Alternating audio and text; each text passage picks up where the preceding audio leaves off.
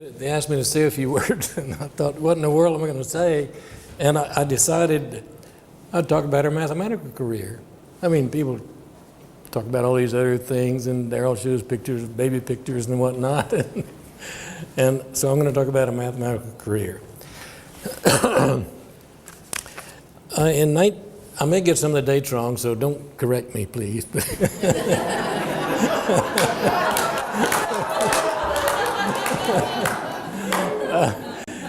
In 1959, a graduate student showed up here, wanted to study mathematics, and she had a bachelor's degree in music and a course in number theory and calculus, and wanted to be a graduate mathematics student, and that was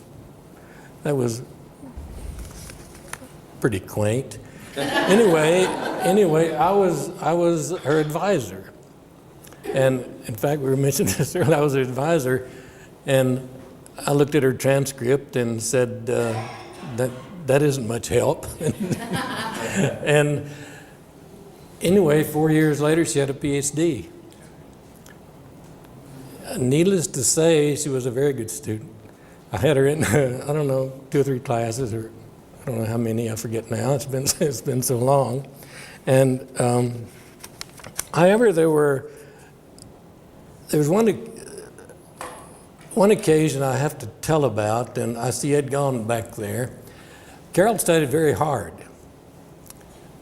very, very hard. In fact, for a final examination in complex variables, she studied so hard and so long, she slept through the final exam, which was the next day at 2 p.m.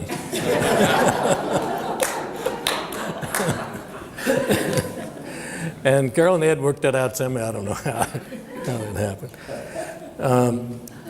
She came here the first year. She just showed up. So how was she supported?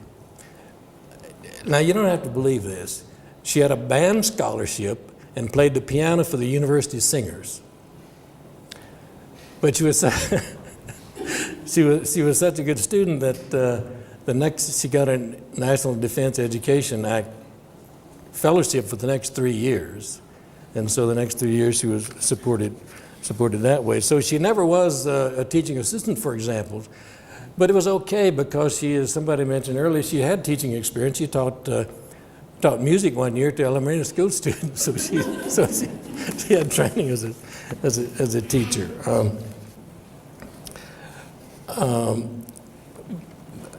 By her 3rd year in graduate school here, she was doing research with some of the professors, me and at least one other person. And then there was a question of who was to be her thesis advisor. And Dave Harrison was here in 62, 63. And Dave Harrison was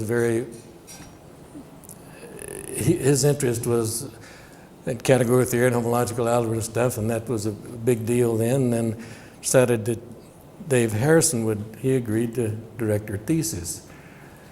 Now the following happened. Dave Harrison said, okay, now here's what you do. No more research, write up some of the stuff you've already done, but I want you to learn some more topics before you graduate. So I don't know of any other case where a thesis advisor said, okay, no research, you write up some stuff you've already done. So that's what happened, and she got her PhD in 63 and applied and got a National Science Foundation postdoc. Now, I don't know how many were given then, but when I was at NSF in 87 to 89, I was involved in that postdoc program, and we gave between 20 and 25, depending on the quality of the applicants and how much money we had. So it was a pretty good deal getting an NSF postdoc. And not only that, she got a membership for a year at the Institute for Advanced Study in Princeton. And we had gotten married in the end of 62. And we spent the summer of 63 in Germany at the University of Tübingen doing research, and then back in Princeton Institute in the 63, 64, And then the department had the good sense to hire her and let me come back after sabbatical. I was on my first sabbatical in 64. So she was hired in 64. In 66, she became associate, and in 72, full professor. As you know, there was in those days, there was a large group of abelian group theory people here, including the illustrated Roger Hunter and others, and Ray Mines, if he's in the audience. And anyway, there were a large group of us. She was on had various and sundry NSF research grants. And I forgot, after we were in Germany that summer, at the end of the summer, we went to a abelian group theory conference in Hungary, outside Budapest, where she was to give a talk. Now, she played a very dirty trick. When she was scheduled to give her talk, she got sick, and I had to give the talk. So, and you still haven't repaid me for that. I had to give the talk. Anyway,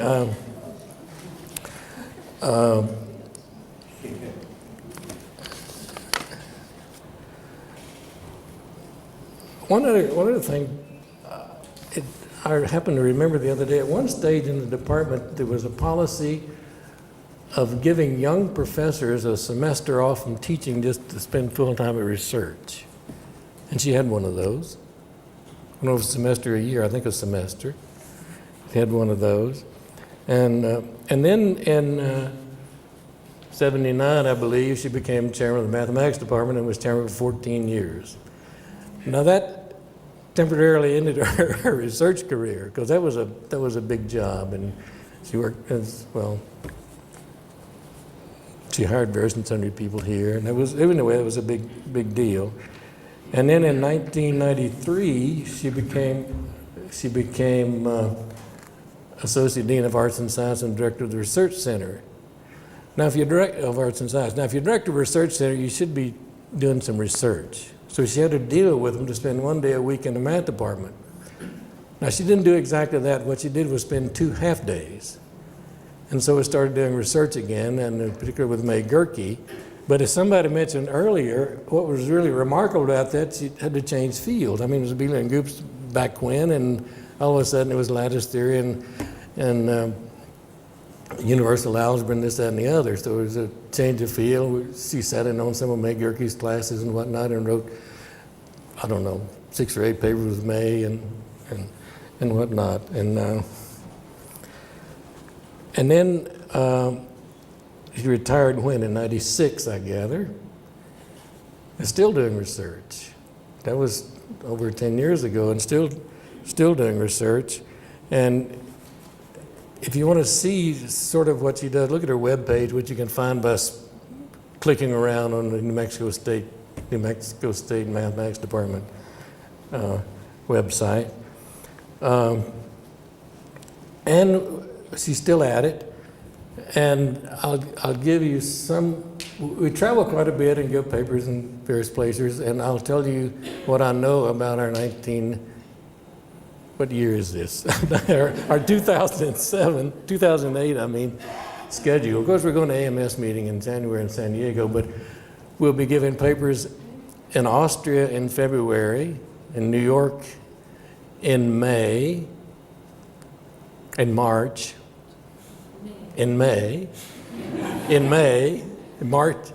March in Japan, and in June in Hong Kong. And we travel and give papers and whatnot, and it's still hard at research. But when you do travel and give papers, you got to pick good places to go. I mean, that's the first. That's the first thing. And I think after Hong Kong, we're going to go to Thailand and visit Hung Nguyen. Anyhow, Carol told me 2 or 3 times that occasions like this kind of make her, and she's not too happy about all this. But I think in spite of, I think that's, if I may be politically incorrect, that's woman's talk. I think she's proud of. I do think she's proud of this occasion, and I know I am proud of her both as administrator and especially mathematician and wife. Thank you.